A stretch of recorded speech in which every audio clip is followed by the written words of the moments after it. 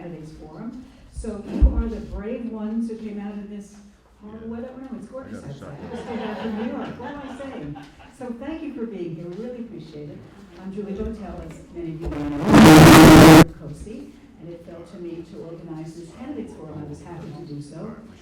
A special thanks to the COASI board, to our moderator, Leah Senti, to other volunteers who showed up tonight, and timekeeper. Thank you so much for being here, and thank you to the candidates for your participation today. Without further ado, let me introduce Mike Sloser, who is the COASI board president. Mike? Good evening, everybody. COASI, Community Officers Association of Singer Island, is a nonpartisan organization committed to keeping members informed on topics of interest to Singer Island residents. Most of us are board members. Most of us go to these meetings to keep our head above water, because we have no idea what a board member does until we get on the board. We do not endorse political parties nor candidates for office.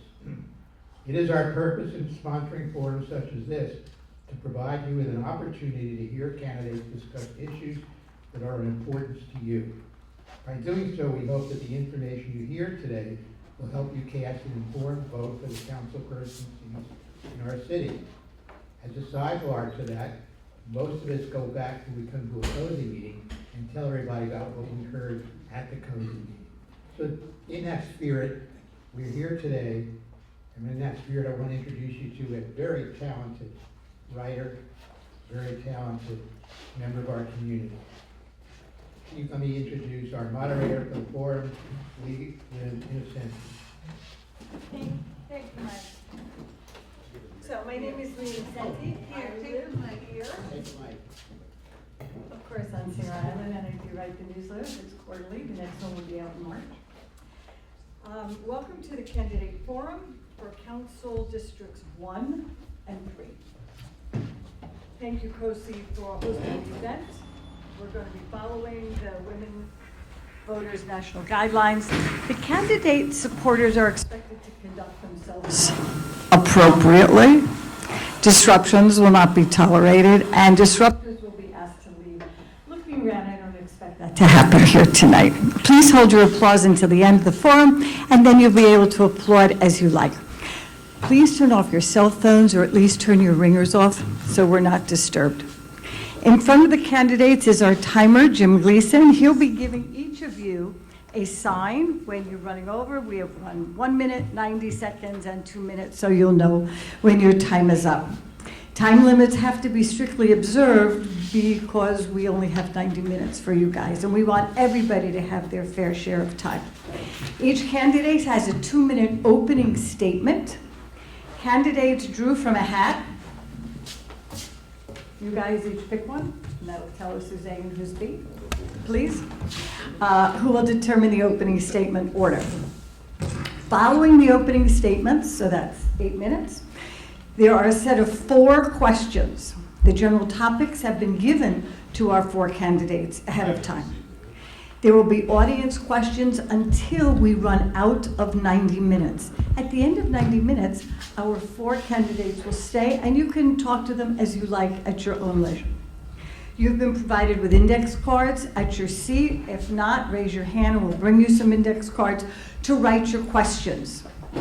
We'll ask as many questions as we can. Please raise your hand if you have a card, and we'll come and get it. The ushers will come get it.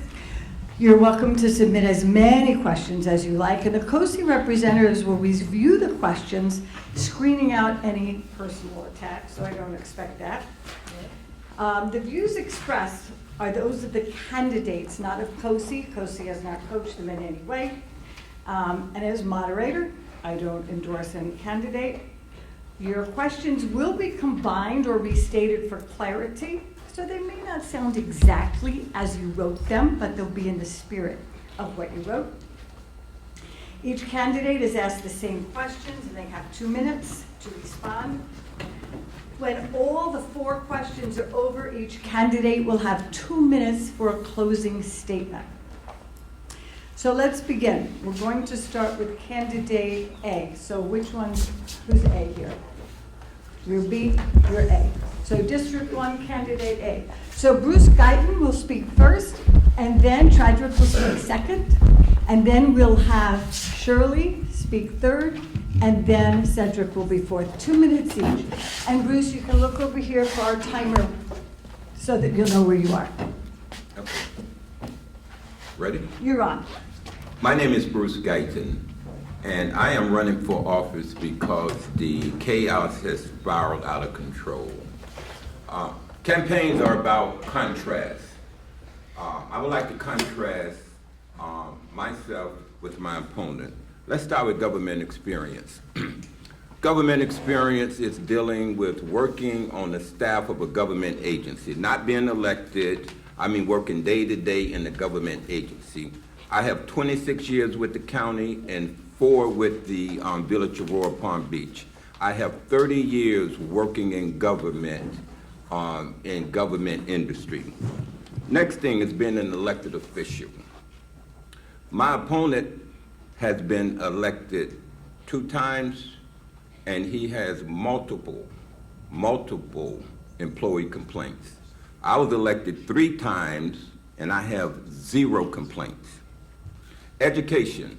I have a master's degree in urban and regional planning, directly related to the job that I'm asking you to elect me for, planning communities. Lastly, working with others. I have a reputation of making my decisions based on data, documents, and evidence. My opponent has attacked colleagues, disrespect employees, and he's also been accused of pulling someone out of a barber chair. So I'm asking you to elect me so that I can help move this city forward. Thank you very much. Without the chaos. Next, Frederick. Thank you so much. I did not get those questions or the categories that you were referring to. So I didn't get any questions either. Did you guys get questions? Not questions, got Just categories. Categories. I didn't get anything. It was a part of the invitation. This part of the invitation? Oh, okay. Okay. My name is Trodrick McCoy. I am the incumbent elected in 2019. You know, my campaign is not about the other person. I am unequivocally and unapologetically somebody that's going to stand up for what's right. You know, when we take an oath of office, I take that very serious. This is government that we're actually charged with operating. No different than the federal government. We have the responsibility of our taxpayers who are our, in fact, shareholders. And I take that job very seriously. There are times, and I love the idea of chaos, but if you go back to 1993, I got several articles that actually refers to my colleague as the king of chaos. So that's very interesting that it's now following me. But, you know, I like to stand up for what's right. And sometimes that comes with resistance. And like my colleague, Mr. Guyton, who says he stands on data, documents, and evidence, I certainly do the same. But what happens when government doesn't do what they're supposed to do to their very elected officials? Would you believe right now I've been battling for over 2.5 years just to resolve me being double charged for trash? Me and along with about 1,000 other residents in the city of Riviera Beach? It seems very small, but then let's talk about the other 450 businesses that I've discovered that this happens to without any sort of response. And then when you ask for the records, you're always stonewalled or even particularly not giving them at all, to the point that you have to stand up. You know, the very issue that he refers to about complaints, I expect people to do their job. You don't come here and make 6 figures. We've had a number of staff turnovers, largely because people were put in positions because they're not qualified. And I'm not going to shy away from standing up for what's right. If we don't have those people that's in those positions to do the right thing, there's a door, and it swings both ways. I came and I stood on being a principled person throughout my entire time here at the City Council of Riviera Beach. We've been working on some great things, and I look forward to continuing to do that in this next term. Thank you, Travis. Next would come Shirley. Hi, I'm Councilwoman Shirley Lanier. I am the incumbent. I came in 2019, and I've been a very huge advocate of neighborhoods and residents and communities, which means that a lot of times development will try and happen in your backyard, and people are going to not want that. And my position has always been is whatever the community, whatever the neighborhood wants. There was a huge issue with Long Pines, and I think they're still trying to develop that golf course. And I have been adamant about making sure that those residents have a voice in terms of what happens in their neighborhood. I also went to Florida A&M University. I have a master's degree. I went to Florida A&M University Law School. And also, I want to make sure that my position on government, on education, on children, on communities, I have a strong standing in terms of my support. I have restarted the education committee for the city of Riviera Beach. I have instituted community engagement programs. Every month, we have community engagement programs, events at the Brooks Center with the police department. That is the police department who is helping neighbors to be able to enhance their neighborhoods. So I'm very, very aware of the issues that are happening in our city, and I plan to stay on top of it. Thank you. Cedric. Good evening, everyone, and thank you, COASI, for having this forum. I'm excited to be able to share with you some ideas and a little bit about me and what I intend to do upon being seated once again. My name is Cedric Thomas. I am married to a wonderful, beautiful woman by the name of Tamika. I have a daughter named Jasmine, who's 25 years old, who is a teacher here, an elementary school music teacher. My wife also works in mental health in the Palm Beach County School District. With me, I am an entrepreneur. I own a few businesses, one of which name is Sigma Security and Investigation Solutions. I also own Cedric Thomas Bail Bonds. In addition to that, I work for a charter school that deals with autism from the ages of 3 until adulthood. I am a former police officer, been certified for over 20 years now. I was a city council person from 2007 to 2016. I also served on Community Redevelopment Agency. I have a degree in criminal justice. My former community involvement on the city council, I was a member of the Florida League of Cities. I was a member of the Home Rule Committee. I was also a part of Treasure Coast Region and Planning Council, Palm Beach County Transportation and Planning Advocacy. I am and was, a member of the Police Benevolent Associations, which is the union that deals with our police officer, and I have been endorsed by them. I see my time is going. I will love to finish this, but let's get it on. Thank you, Cedric. All right, now for the first of 4 questions. The first topic is about development. I know many of you are curious about what's going on at the Ocean Mall. So the question, folks, is when it comes to development of Singer Island's commercial district, the Ocean Walk Mall, the Sands Hotel, and the properties on Blue Heron, some islanders want height restrictions to remain at 5 stories, and others favor allowing up to 25 stories. Where do you stand on this issue? And first will be candidate B, District 3. So Cedric, you're first, then Shirley, then Chadrick, and last Bruce for this round. Okay, so that was a 2-part question. Can you restate the first Of part of the course. question? So we're talking about the Ocean Walk, the Sands Hotel, and the properties on Blue Heron.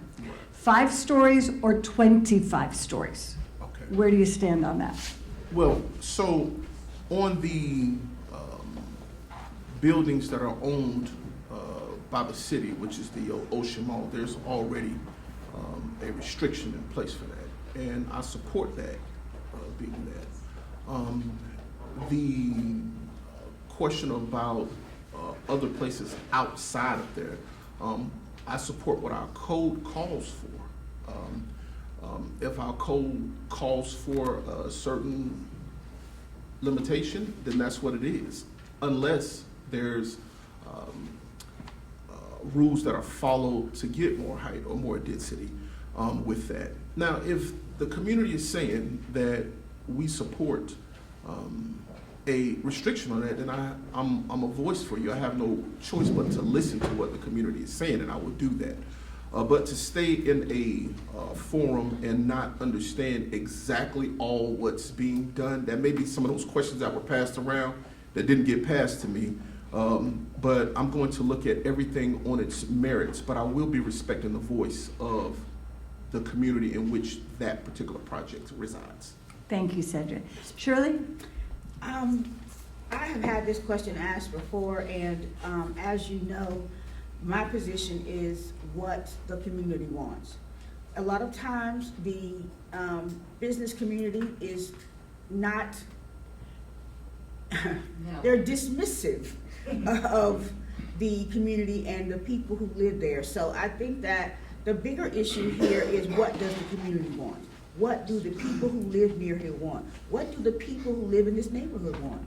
And that is the voice that I listen to, the people who are actually in the neighborhood, the people who it will actually affect. And those are the people who I certainly make sure that their voice is heard. A lot of times, I'm telling you, you have developers will say to you, oh, we're gonna do this, we're gonna do that, we're gonna do this, and no, it never works, because the thing about it is that the people who live in that neighborhood are going to be the most impacted by it, and so that's the voice I'm going to listen to. Thank you, Shirley. Next, Chadrick? Thank you. So as it relates to the Ocean Mall development, I think we would probably all agree that there are currently limitations, and in order to change that, you would need a charter amendment, and that's driven by the voters through a charter referendum. Certainly, I respect the decisions that we have already put in place to limit height to 5 stories over on the Ocean Mall. However, as it relates to other development, 2022, this city council made it a priority to allow for more and expansive density in areas within the CRA through a very rigorous process called the ICPUD zoning designation. Now, you know, contrary to what people may think, this is not something that is permitted by right. Number one is, if a person chooses to come in, that has to go through a far more vigorous process than a typical special exception. And obviously, at that point, any resident affected within 300 feet has a right to protest. So I certainly am open to hearing dialogue from all sides of the table, but vehemently, I am standing in position of what the code calls for, and if there is an opportunity for people to state their objections, I'm very much open to that. But I am not going to give you a blanket answer to say that I'm against anything, because what drives our tax base to keep this city going is ad valorem property taxes. And so often, we disregard what actually makes this city work, and considering our largest portion of our budget goes to public safety. And every year we have tough decisions to make as to what we can't fund. And I would never ever put that on the back of residents. And I'm always conscientious, because I can't have something that's not gonna be viable to my neighborhood and to the growth of my neighbors just placed there if it doesn't offer any benefit. So, you know, that question that you asked, I think certainly there is, you know, a situation by situation consideration that has to occur. Thank you, Chadrick. Bruce? Thank you. Property rights is something that is very near and dear to everyone who owns property. And that is something that we have to adhere to and enforce. However, there is a delicate balance between the community desires and enforcing the code. And that is what I would have to do should I be elected. I do encourage residents that have a desire for their community to ensure that it's codified in the code, because it's difficult to defend if it's not in the code. So I would definitely be very receptive to the residents' input, but as a planner, I encourage residents to give me something to hang my hat on. Make sure that your position can be supported in the code, because there are property rights that we will have to consider as well. Thank you. So the second question moves on to parking. You may be aware that we're going to start charging for parking at the Ocean Walk Mall. So the order will be Bruce first, then Chadwick, then Cedric, then Shirley. So the question is, the city is currently considering changing from free parking to paid parking at the mall, as well as at the marina. This will affect beachgoers as well as mall businesses, their employees, and their customers. How do you think the parking should be structured? There's been some discussion about first 2 hours free, residents free, maybe not doing that. What are we going to do with employees? So how do you see them structuring the parking? Bruce first. This is an issue that has been discussed for years. The last time I was on the council 9 years ago, this issue came up. It is important to me that residents get to enjoy our facilities when possible without a charge. Outsiders, we mustn't charge them and enforce our regulations should it be codified in our regulations. So my position is, and we went back and forth with how can we identify who residents are and who the guests are, and there were different things batted around. But my position is residents should not be charged, but outsiders should. In every system, there's gonna be somebody finagling the system. 1 or 2 people may get a pass from their relatives. Long as we get the maximum amount of the return, there is no perfect system. It doesn't exist. I've been in government a long time. But if we can maximize our investment in return, we would definitely be in a better position that we are now. So I support no charge for the residents and enforcing vigorously charges for those who don't live in our community. Thank you, Bruce. Chadwick? Thank you. 9 years ago was a long time. In fact, I will credit this board for actually doing it. And one of the reasons why we have this before us right now is because we've conducted multiple parking studies, both at the marina and at Ocean Mall, and we anticipated bringing in revenue of additional $2.5 to $3 million annually just on parking. And I'll tell you, I am probably the first to support it, because there are too many needs within the city of Riviera Beach. If you go down to the marina on any given Saturday or Sunday, just to access the Marina Event Center, you'd be lucky to get a parking space on the east side of Avenue C. And that's because all of the boaters, all of the Peanut Island folks literally will park at the event center. And if you had an event or party or anniversary or wedding that you had to go to, you'd be parking on the other side, to the point we had to actually implement shuttles. So there is definitely an opportunity for us to be able to utilize that.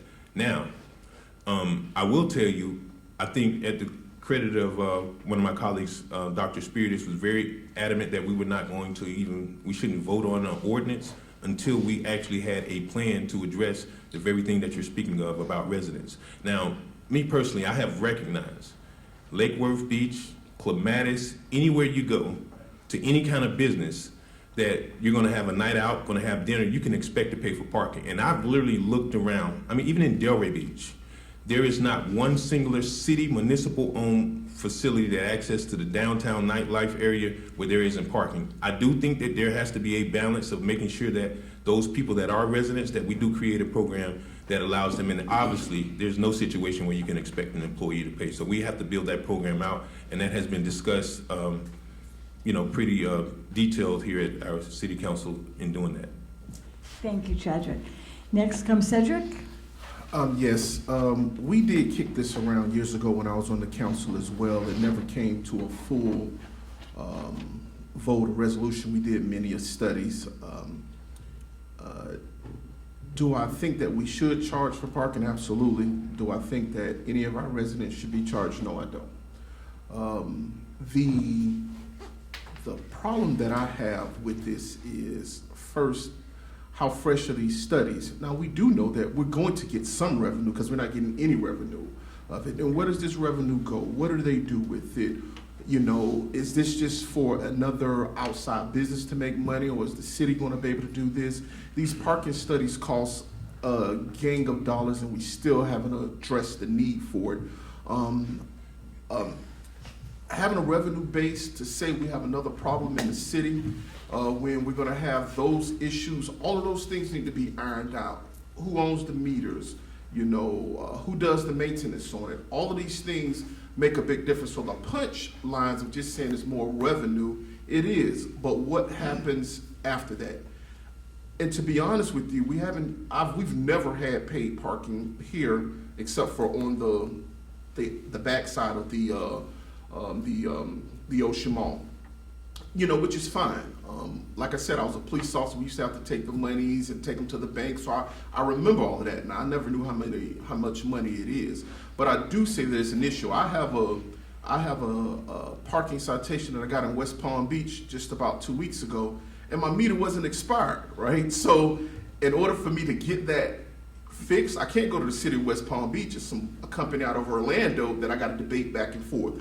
Those are some of the problems that I know that we're going to be faced with, and I'm not 100% sure that we have the infrastructure in the city of Riviera Beach to deal with those complaints, to make sure that they're accurately accounted for when there are problems.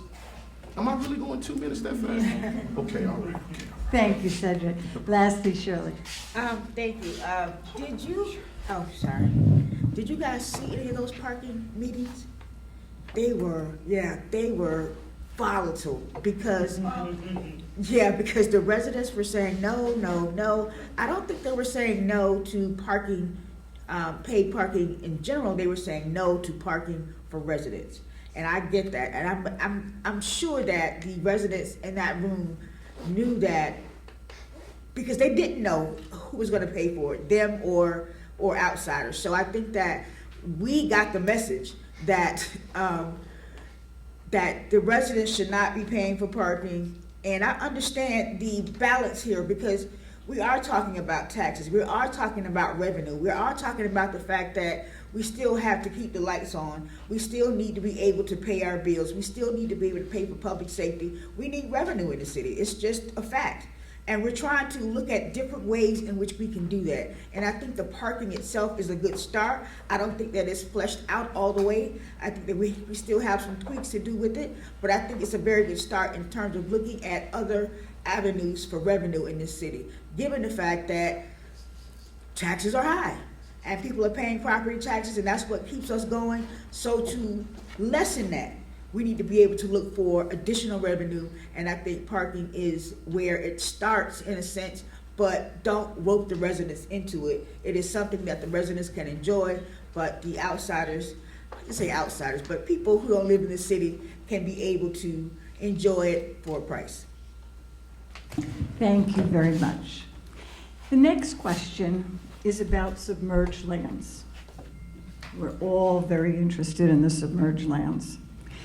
Singer Island has long battled the development of submerged lands, and the city's comprehensive plan prohibits that development. Recently, there have been suggestions that the legal cost of this battle are too high, and that the city should just change the comprehensive plan to allow the development to avoid the lawsuits. The developer is asking for $56 million for the land, and some residents, we think we should just pay up. Where do you stand on this issue? So first will be candidate A, which would be Bruce, and then Tredrick, and then candidate, oh, I'm sorry, Shirley, and then Cedric, and then Bruce, and lastly Tredrick. Submerged lands, wow. Talk about the parking piece. This piece has always been a very controversial avenue. I think that in terms of submerged lands, we need to protect it. We need to be able to make sure that those lands are protected, that area is protected. A lot of times, if you allow development in something of this nature, the people who bought into this place can't see the views, they can't, everything is gone. So I think that when you look at submerged lands, I think that we should make sure that we pursue keeping it protected. And anything else other than that, you know, it's debatable, but I think we need to protect those submerged lands.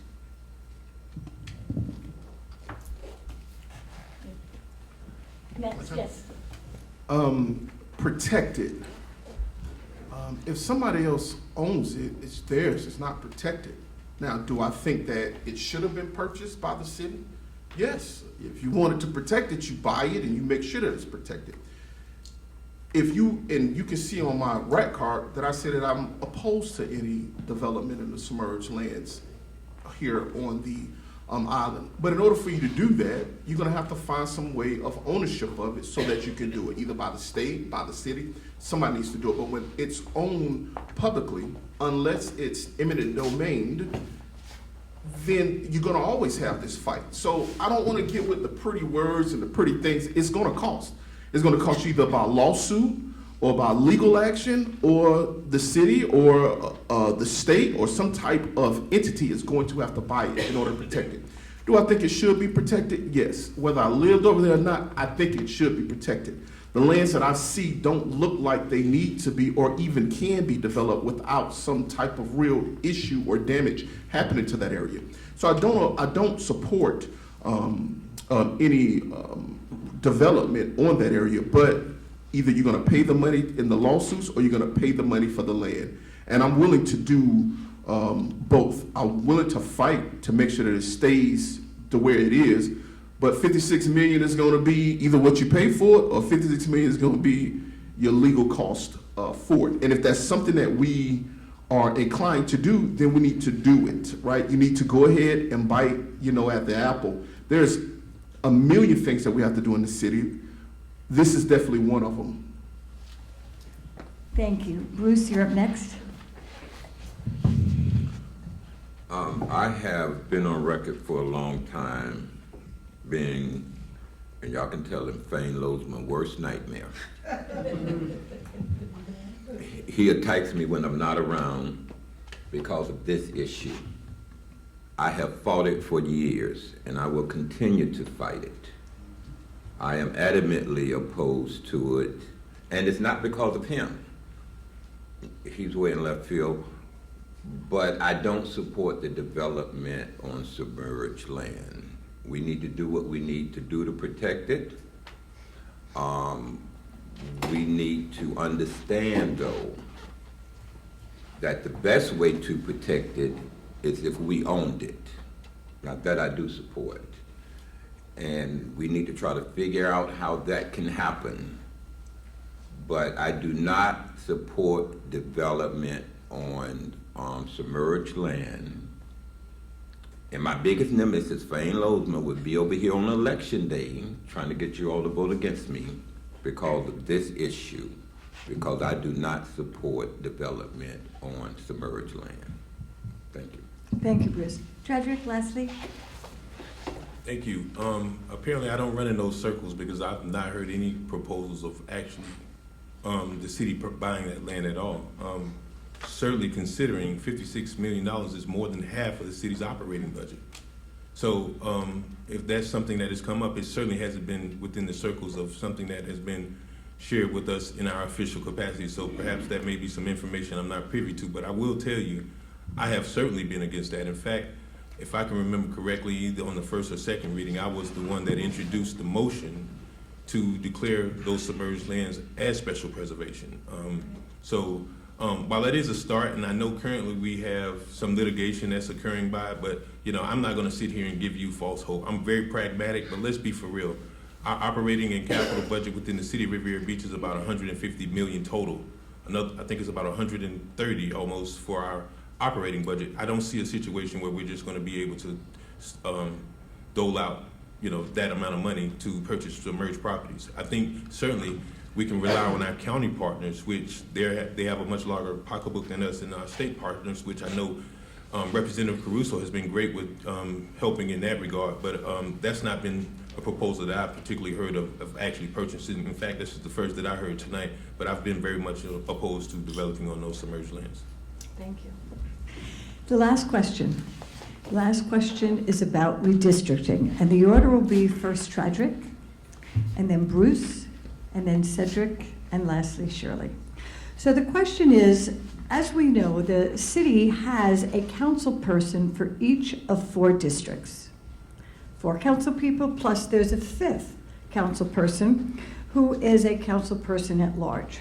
Voters today get to vote not only for their own district's representative, but you get to vote for all the other districts as well. Some people want to change that so that Singer Island, for example, could only vote for its own representative, and we would not be able to vote for your districts, for example. So the question is, how would you vote on this issue if the city were to say you can only vote for your own district? Would you be for that or against it? Thank you. Thank you, Ms. Inacetti. I think your title of this section should be redistricting. It should be single member. Oh, okay. It should be considered single member districts. And you can't even get to single member districts until you have a balance of population across the 4 districts.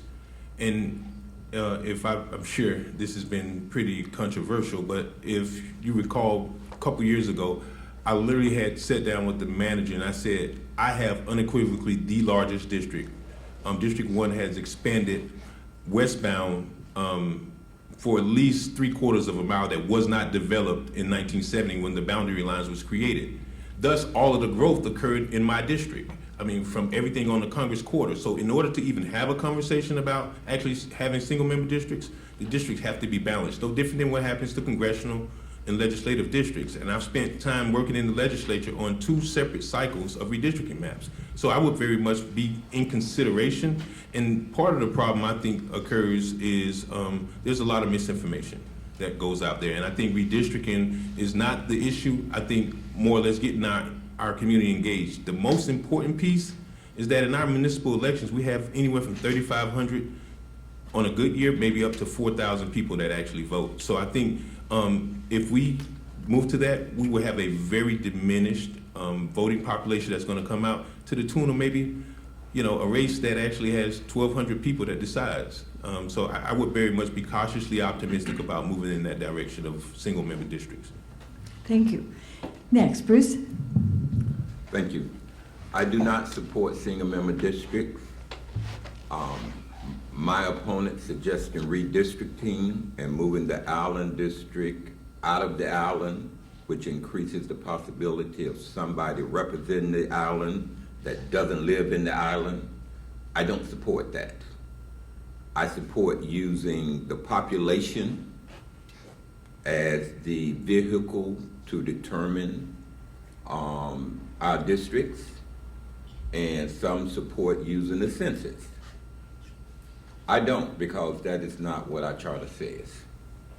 So I am in full support of using the population to determine the districts, and I'm not in support of moving the Island district west that would increase the possibility of someone who does not live on the island representing the island. Thank you, Bruce. Next comes Cedric. When you say redistricting, I just want to make sure that I split these two, because single member district and redistricting, they are not the same to me. Okay. So the question is really about the single district. Single member. Okay. Single member district, which is really what we have. We just have at-large voting. And so I like the fact that everybody gets to vote for everybody there. The lion's share of our tax base comes from the island, right? So imagine having individuals that you have no say-so on, and you live in an area where the majority of the taxes come from. I just think that that's unfair to me. I like the at-large voting. People tried to change that because for years and years and years, there's been a block vote here. And so versus getting everybody out to vote where you live, it's just as easy to say, let's stop Singer Island's block vote by changing this.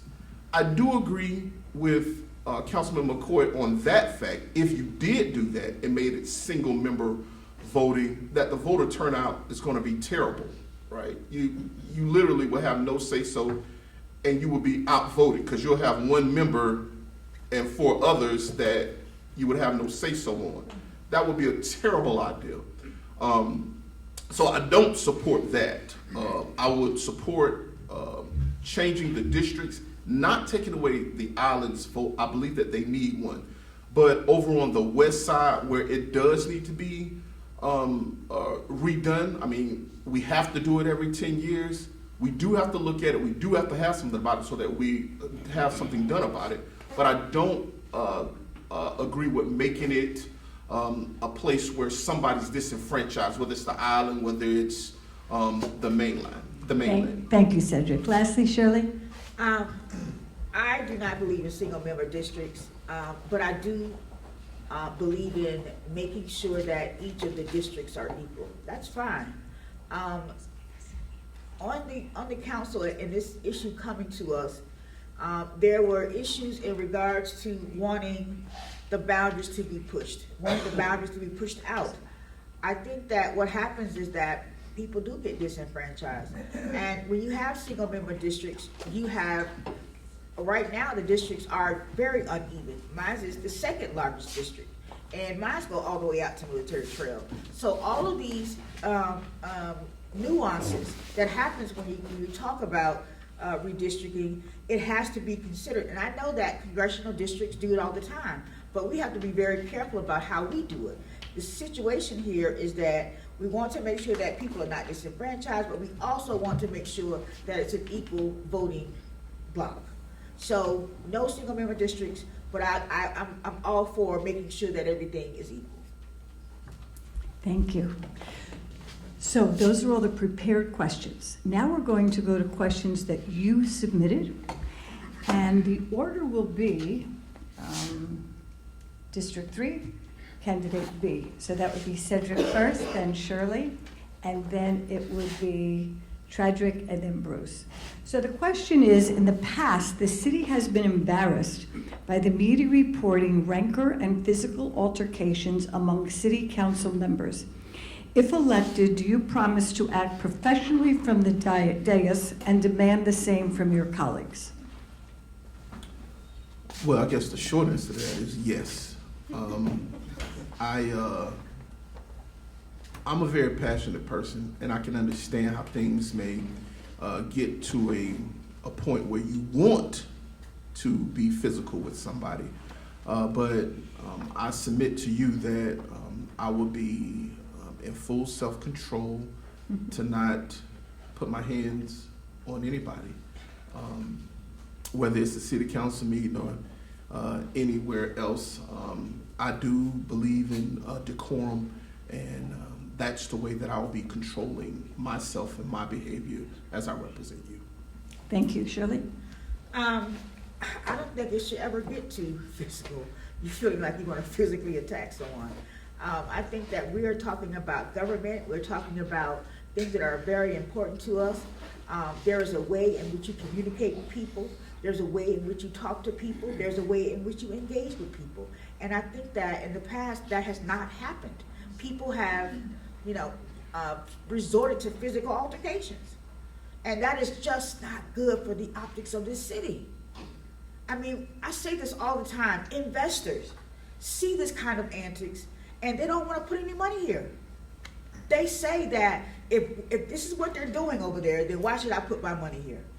So it's not just about, this person or that person. It's about the fact that we want to continue to develop this city, to bring revenue to this city, and we cannot do that with the antics, with the physical altercations, with things that give us a bad look. So I'm going to make sure that, of course, in my capacity, that I would never, resort to anything. I don't even think that the stuff that has happened would even make me want to fight somebody. I mean, it's serious. But to get into a physical altercation is is too far. And I think that that's for people who, don't have any self-control. But for sure, I want to make sure that the optics of the city of Riviera Beach is in a good light. Thank you, Shirley. Tragic? Thank you. I would answer that question with the no, but I want to be very clear with this, right? Obviously, this is probably a shot at the accusations that have occurred in the past, but I would really, really tell you this. Silence can be misunderstood, but can't be misquoted. And there were instances in the past that I was involved with, but I can assure you, every single time, they were investigated by law enforcement, and there wasn't an arrest made, unlike what I've seen from the very person who organized this to put out information that I've been arrested. At any time that this has occurred, I've stood my ground in lawfully defending myself. And I think anybody in here, being a homeowner, protecting your family, you're gonna do the same thing to protect yourself. So certainly that's not something that I desire to do. And I will certainly commit to doing that. But at no time will I compromise my personal self and my safety at the expense of someone else that tries to approach me and attack me. So I will definitely say I do commit to that. But to the extent that I'm defending myself, you have to do what you have to do. Thank you. Lastly, Bruce? Thank you. The spin is also out of control. When I said the spin is out of control, my opponent's trying to spin when he attacked the chair.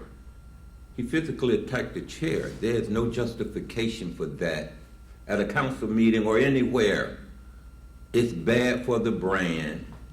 It does not represent us well, and as Ms. Lanier said, it does impact our ability to attract businesses.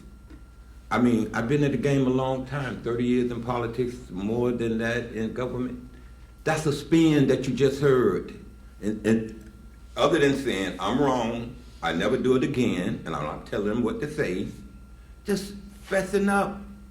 Like, we have to get it together. I'm not here to pretend like I'm agreed to all these spins that's going on. We got a problem. This is the chaos sitting right next to me, and that's why I'm running. I'm trying to put an end to it. So I'm one of those direct people. I don't bite my tongue. Everybody know where I am, and I make my decisions based on data, documents, and evidence.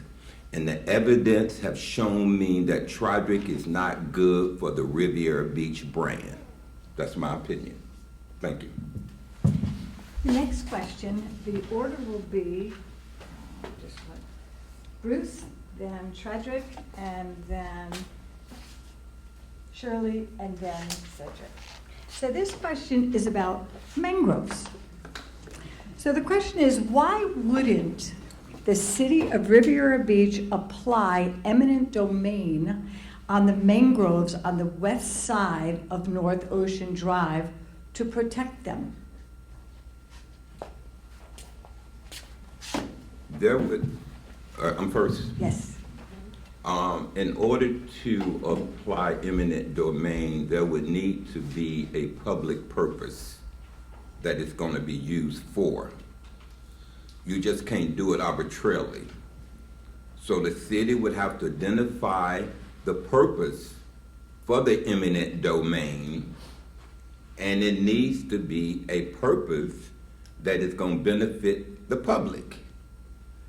That's the substance of eminent domain that allows you to take private property. So I'm not aware of the purpose that the city would use it for. If there's a legitimate reason, public purpose, I would consider it. Tredrick? I would agree with my friend here. I don't even understand the question. Eminent domain doesn't even apply unless you're using it for a public purpose. Certainly if there's a question about mangroves, I can tell you mangroves are already protected under Florida statute. Very so much so, I was over at the fire station on 86 last night, and there was this conversation about how do we trim back the mangroves that's literally encroaching upon the sidewalk on the side, just in front of the fire station. So I don't know, there's never a situation that I can ever fathom or imagine that the city would be using eminent domain or any government agency to use eminent domain relative to mangroves. So I'm not exactly sure what the target is of that question, and perhaps I'm not even sure that it's appropriate. Anybody want to add to that question? I don't know whose was. Yes. Well, first of all, the mangroves are protected, and from a preservation standpoint, a natural habitat, and there's a bike trail or a walking trail right there, talk about a purpose. I mean, every morning, if you look out there, there are literally hundreds of people walking on that path. So I think you could come up with a purpose, and I think there is precedent that has been set where eminent domain has been put in place for preservation purposes and also for natural wildlife purposes. But as far as a purpose, I think you should look at the fact that there's a walking trail there that everybody uses. So Can we go let's- back and try this again? Can we get a chance to answer the Yeah. questions as well? Yeah, Go ahead. before, Cedric's next. and no, then- actually, I'm sorry. my colleague is next. Shirley's next. I think that what we have here is a situation of wanting to protect the mangroves. And of course, they're protected by the state, but when you look at the walking trails, when you look at other areas, I think that we need to explore that. I think it needs to be explored, that people need to realize that, you know, when people say stuff like this, they're like, oh, yes, mangroves, oh, you know, and they don't take it seriously. So I think that exploring something of that nature is something that the city can do. Cedric? Yes, this right here just reminds me, I saw a news clip, I think it was in Stewart, where they were charging like a fine of some exorbitant amount of money for even touching them. I think they had removed them, and I'm talking about it was up there, I mean, probably in the millions, that the fine was. I believe anytime that there's a public concern, that can also turn into a public purpose to protect it. I don't know what they look like. I've never been there. I don't have a green thumb at all, but I do know that the state takes it serious. So much so, they added into the Jonathan Dixon State Park things about mangroves that were in there. So definitely they need to be protected, and I'm willing to explore that. That is one of the last tools that a government has in order to do that, protect land, protect green space, protect that. So I do think that we should look at that. And if it affects one of you, it's affecting all of us. I just heard one of the residents say that people utilize that riding bikes or walking or whatever, then that means you have foot traffic, and that means there is an opportunity for some type of damage to happen. So I do think that we need to collectively look at what we can do to protect it. Thank you. The next question, and we'll go in the order of Cedric, and then Shirley, and then Frederick, and then Bruce last. So this question is about the marina. So what are your thoughts on the marina project on the property site, just south of the Blue Heron Bridge on the east side? Do you support development of this property? And do you support the addition of a commercial marina at this location? Okay, First first, about that, because I don't even know what it said. Can you repeat I'm that? sorry? Yeah, can you repeat that, because I'm not Sure. sure. What are your thoughts on the marina project at the property site, the marina site, just south of the Blue Heron Bridge on the east side? Do you support development on this property? Do you support the addition of a commercial marina at this location? okay, I'm a little, Oh, I think it's the old yacht club they're talking about. The old yacht club, which is just on the other side of the Blue Heron Bridge. No, Little Blue Heron Bridge. I'm sorry? Beside Little Blue Heron. Is this your Is that- question? Is this your question? No, it's not my question. I'm trying to understand it as well. Are we talking about that beside Little Blue Heron, that undeveloped lot right beside Little Blue Heron Bridge, Lake Drive? Where Selfish Marina is. Are you on that The talking- same area. street Yeah, Selfish is yeah, on, that's yeah. correct. I And know, the I base know of what Little you're Blue talking Heron. about. Yes. Does that clarify it? I'm confused. I know Which, exactly where. No, what, so, the south side of the Blue Heron. club property. Where there's a That's beach. right by the community garden. Yeah, across from this. It's empty. Okay, so there was a question. Blue Heron and Lakeside. I think we got where it is now. What is your question about it? Do you support development of that piece of land? And do you Yes. support the addition of a commercial marina at that location? So that is where It's that's where the private question property. right. That's where the question Fine. starts to be a little convoluted for me. First of all, do I support development there? Yes, I support development there. Okay, if it's in the code, then yes, but as far as having an additional marina there, that's where I'm not understanding, and I'm not even sure if that is permitted, there. So I need everybody to understand, because some of this stuff I've never heard before, and some of these questions or things may have been discussed in your communities that has just never gotten, to us. So, we would have to have more than 2 minutes to dialogue about that. But individuals who own property have the right to develop, and I think that we should work with them to develop it, as long as it's not, impeding or bringing down the value or causing a problem in the community. I'm very big on individuals being able to have their property rights to be able to do that. Now, there's rules involved in anything that we're going to do, and we must, I do say this again, we must make sure that we're having partnerships with the landowners, private and public partnerships, to make sure that whatever stands aesthetically pleasing, the ability for the traffic to flow smoothly, and for the quality of life not to be impacted by the individuals in which the project surrounds. So I hope that answered your question. Thank you, Cedric. Shirley? I support development, but I support responsible development. I support development that takes into consideration its surroundings, that takes into consideration the people who live around it. I think that responsible development is something that can bring revenue to the city. But I also think too, it could be a contention for people in their neighborhoods if that's not what they want. So a lot of times you have to, have that balance in terms of how you develop, which is responsible. And I thought you were talking about the other marina, but I'll digress. Thank you. Chadrick? Yes, so thank you for clarifying that, because I didn't even know we were entertaining another marina in the city. But if you're speaking of Lake Drive and Ocean Avenue, yes, I am in support of doing development there.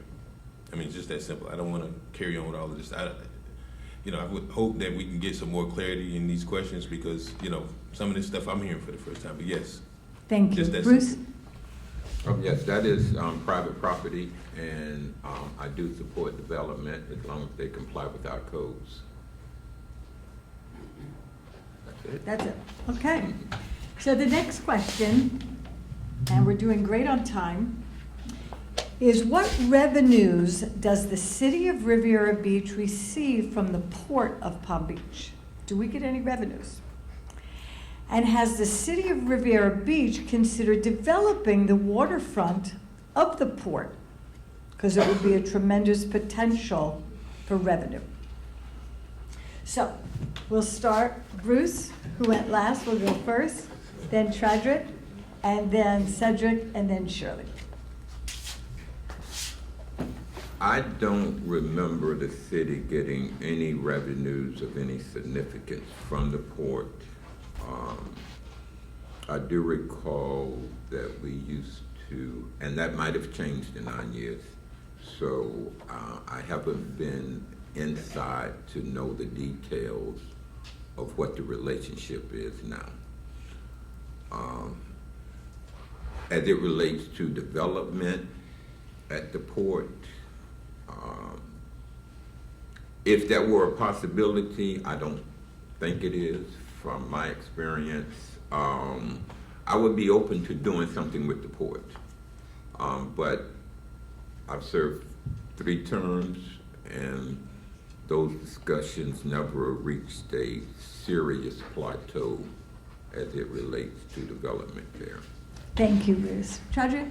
There's not gonna be a long answer here, but there is no opportunities that the city generates revenue from the port other than the water utilities that we provide and the business tax receipts. That's just what it is. The Port Authority or the Port of Palm Beach is a special taxing district, which is a government agency. There is nothing else. That's almost like, I would love if our schools could actually pay taxes, you know, because they have such a large amount. And they are exempt from many other fees and taxes, just like most municipalities, so it's just that much. And will I support development? Absolutely no. It's an industrial site. I mean, there's no designation for it to be developed. Now, do I think that we can work with them, which we have in the past? Now, what I will say is this: the port has been great partners, and Cedric Thomas can speak to this, with supporting our police department, because they're able to draw down on federal dollars that helped our police department, specifically with Shot Spotter and some other police-related activities, and even, I think they probably use a police detail. But outside of that, I would support us beautifying the terminals where we have a lot of cruise traffic, but there is no opportunity for us to gain revenue out of something nominal, just other than something nominal. Thank you. Cedric? Yes, so the only revenue that I can think of, other than our police department personnel being there, and some of the grants that we are able to get because of our Marine unit and some of the other officers that are assigned there, would be when they need to get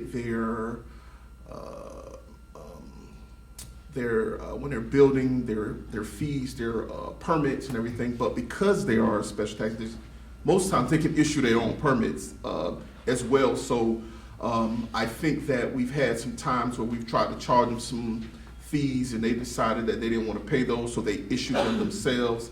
And you have those type of things. But working with them, we need to. We need to work with them. I'm glad that the port is there. I've seen them quietly acquiring land around that area, and in a little bit, we're going to realize that they own even more area than we pay attention to. One of the things that the city needs to do is be a little bit more, having a little bit more foresight to say, look, let's get involved with these things. It's always, we're so reactory. We're always reacting instead of being proactive and getting into conversations early. So it seems like we're already fighting. As far as developing on their part of the land, we haven't finished developing on our own, you know. And that's what we need to be more aggressive with. That's what we need to focus our attention on, and making sure that we carry out some of the things that we say that we want to do. Thank you. Shirley? Yeah, I think that the city does have an intermodal agreement with the port. We've had a workshop with the port to explore some areas. We've explored the whole Peanut Island area with the port. So we've had these conversations with them. And I think that as we develop our own marina, that they will be excellent partners, because I hear that some of the people who want to develop the marina have reached out to the port to make sure that their cruise ships can interact with whatever's happening at the port. So I think that we have a relationship with them, and I think that we will continue to do that as long as we can be good partners, good neighbors, but also kind of give and take with them in terms of how we work with each other. I mean, the workshop that we had, they were kind of skittish about kind of working with us. I mean, they're their own entity, so I think they were like, but we're partners, we're neighbors, so I think that moving forward, we have to reach out more, but also to include them in our development that we're doing at the marina for sure. Thank you. The next question is near and dear to our hearts as well. It's about erosion. So this person writes, I live on the north end of Singer Island where our beaches have become seriously eroded. What can the City Council do to help rebuild and protect our beaches? Some of you may know that on Saturday there's going to be a meeting just about this at Waterglades? Corniche. A COASI meeting. A COASI meeting at Corniche at 8:30 this Saturday, only about erosion. So, leading into this, we'll start with Cedric, and then we'll go to Shirley, and then we'll do Chadrick, and then Bruce. So, what can the city council do to help rebuild and protect our beaches? This is one of the questions that I'm glad that we're receiving tonight, because this is actually something that you can look back at my track record when I was on the board the first time. Working with then County Commissioner Karen Marcus and the Councilwoman Dawn Pardo, that has always been what we've supported, 100%. Learning about the erosion part, and this may be a little known fact that some of you may or may not know. Although we have a bad erosion problem, but at the Ocean Mall, we actually get sand that comes to, I didn't know that until I learned that back then. It's an important part. Ocean's Edge, ironically, was on the ocean's edge at that time. And we were looking at all types of things, breakwaters, all types of things to try to stop it. I think it's just a problem that we have to make sure that we continue to invest in, make sure that we keep adding advocacy from our county and our state partners to make sure that we're protected. But I am dedicated to make sure through our budget and through policy to make sure that we always protect the ability to fight the erosion as long as we have that particular issue. So I'm 100% in on that. Thank you. Shirley? We have worked, actually Dr. Botel and I worked a lot with the county in terms of beach erosion and sand replacement. Actually, there have been grants that have been written to be able to get additional funding outside of the county for beach erosion.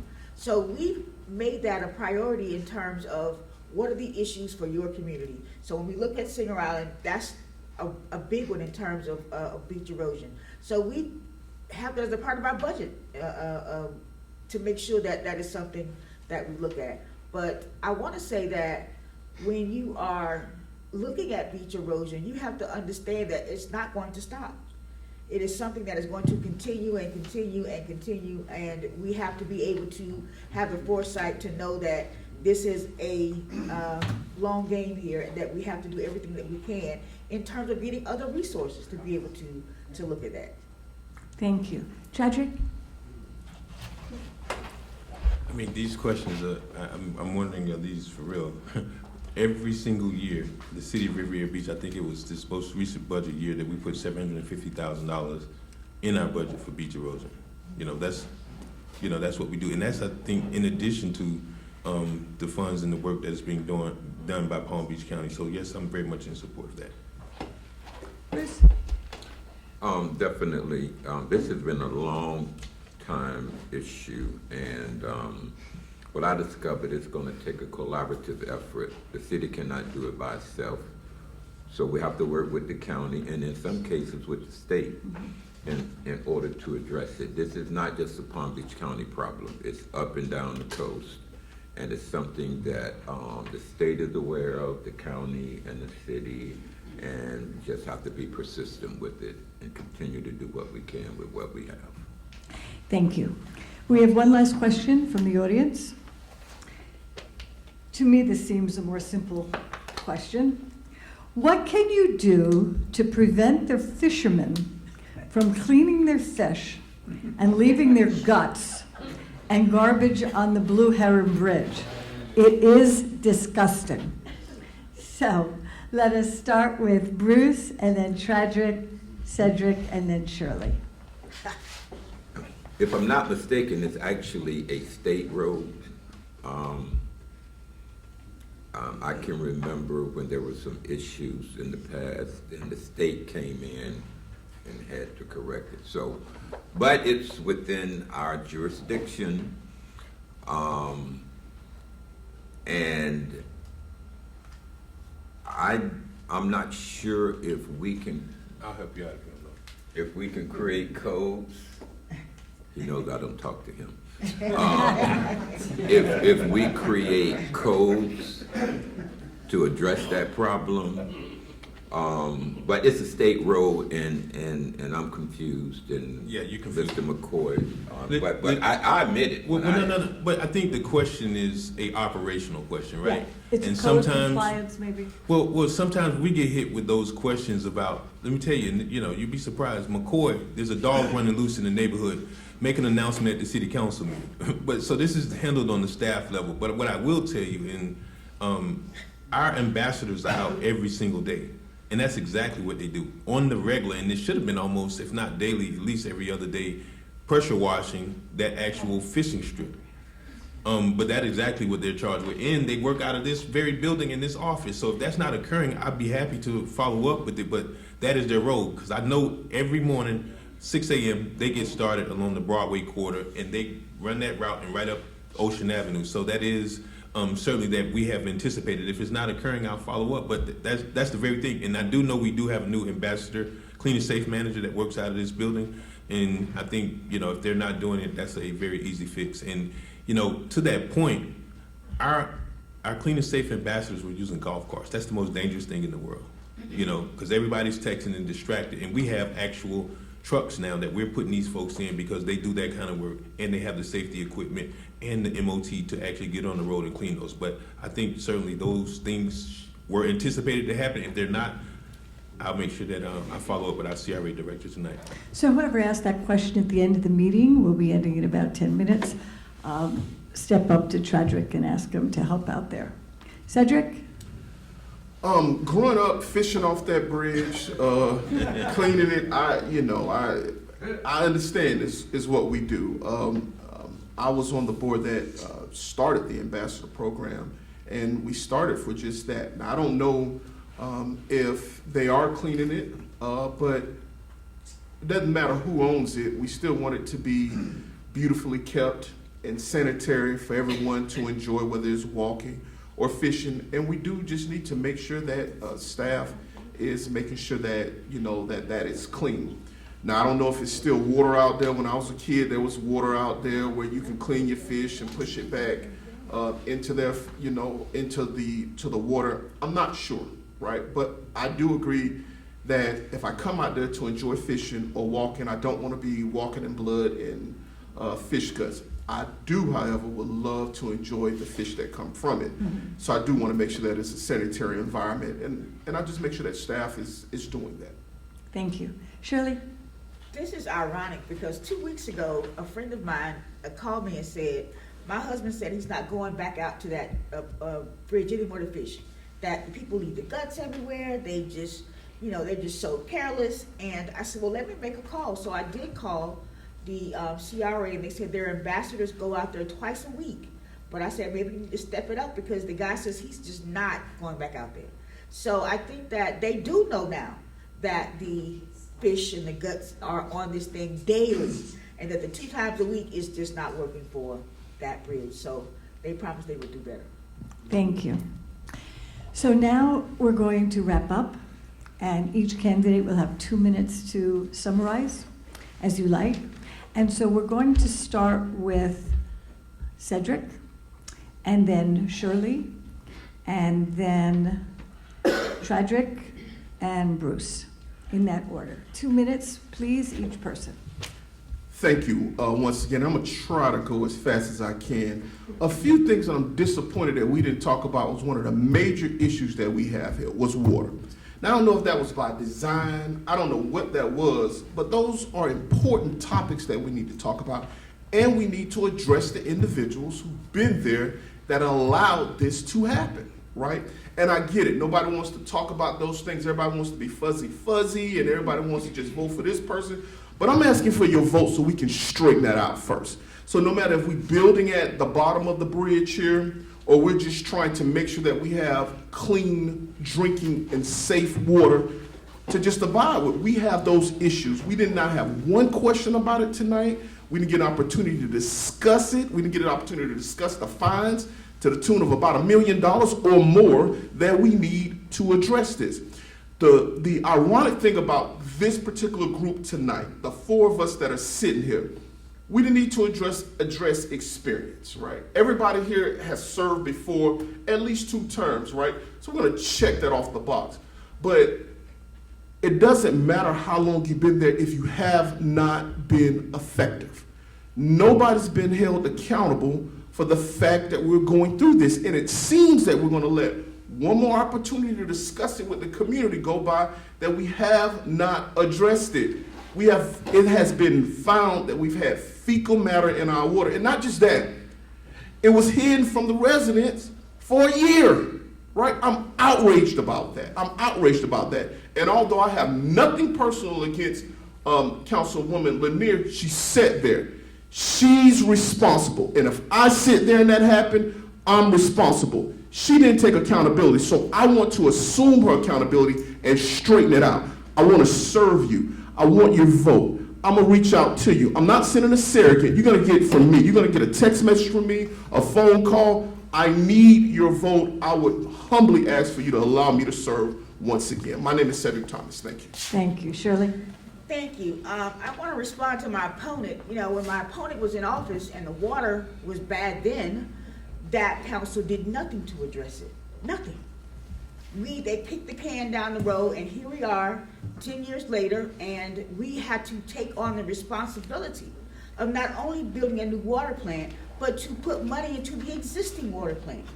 There was a whole OIG report that came out in regards to who was responsible for the chloroform or whatever that was in the water. That settled that score. My position now, I've had 3 different community meetings to talk about the water. I wanted to make sure that people could have to come up, talk about the water, not be given 3 minutes to talk about it. They come to the meetings. I had one in October, November, and December to make sure that people had their voices heard and what we were doing in terms of a new water plant. Now, I have been very happy to serve the city of Riviera Beach, to serve Singer Island, and I will continue to do a good job. Now, the accomplishments that I have are too great to talk about because there are a lot of things that I've done in the city, but one of my most greatest achievements is I did come in on water, and that new water plant is being built. Thank you. Chadrick? Yes, thank you again. This has been a great opportunity to kind of have a dialogue with you. I am 2 terms serving as your council person from the city of Riviera Beach, and I would love to have your support going forward. I can tell you, I have, without a doubt, been prepared for every single meeting that I've come into. I come in expecting that staff is going to do what should be done right, and in many cases that isn't done right. There has not been any accountability to any of our staff, to the point that we spent probably 2 years with our manager in a position where nothing got done at the CRA, but building a consultant for $30,000 a month to do what he should have been doing. So I come in expecting if people can't do it, guess what? This doesn't make me. I'm born and raised in this community. I have a business in this community. And I continue to stand on doing what's right. I took an oath of office and I expect that that's gonna happen. And when people don't do it, you know, they need to go. It's just that simple, because this has been an ongoing challenge for the city of Riviera Beach for 30 years. Now, I don't want to go into specifics about what didn't occur in the past, but the opportunity for us to do it is now. We've made some great strides with this board, but there's a lot of work that needs to be done. And I think if we compartmentalize some of the things and make operating the city our priority, you know, there was a proposal about the city taking over Ocean Mall, and I told my manager, absolutely not. We can't even get trash picked up properly. We can't even provide water. And even to the point of the CRA. They just walked in and told one business on Broadway they had to close. Didn't even give them any notice. So I think there are a lot of processes that are incomplete. And we as a board, if many people don't know, we're to provide board governance and oversight. No different than General Mills or JP Morgan Chase. We are a legislative body, and then when we make rules, it's supposed to be passed down to our administration, and that's what I do. I try to hold people accountable for doing the right thing, and that's what I've been standing on for that time in office. So I thank you, and I would like to have your vote to continue this good work. Trodrick McCoy, thank you. Thank you. Bruce? Thank you. I'd like to thank COASI for having this event. I'd like to close on my priorities. I have 3 priorities that I'm running on. The water issue, on redevelopment at the marina, and the employee morale. The cost of the plant has spiraled out of control because of the gentleman sitting next to me. We were getting ready to build a water plant at $100 million. Mr. McCoy decided he was going to sue taxpayers and sue the voters because he said that wasn't proper notice. Now the cost has ballooned to $400 million because Mr. McCoy, who's not an attorney I might add, filed a lawsuit because he said that it wasn't properly noticed. It's chaos. It's time to put it to an end. I do think Mr. McCoy has some potential. Not much, but some. But his antics, his decorum, it's disruptive. If you're disruptive, you cannot be productive.